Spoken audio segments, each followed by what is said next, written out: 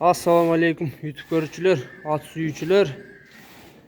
Мына бүгүн сатууга чум кара кулун сатууга чыкты. Жаныбар мамалактай болгон, балпаңдаган кулун экен, жоон жолпу келген. Жаныбар бакубатчылык экен. Таза кыргыз жылкы. Азыр кулундун мүчөлөрүн алды артын көрсөтүп берем.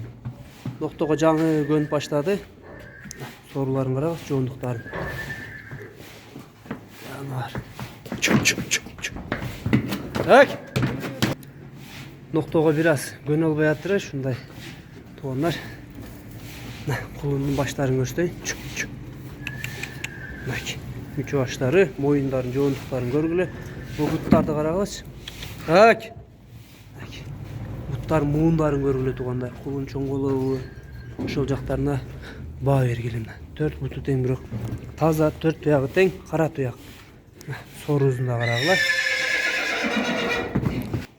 Мына туугандар, кулундун баазына келсек, баазы 53 000 экен.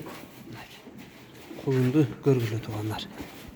Номерлерин жазып калтырабыз, номерлерге байланышка чыгып, кулунга баа бергиле. Кимге жаккан болсо туугандар, лайк басып, комментарий калтыргыла.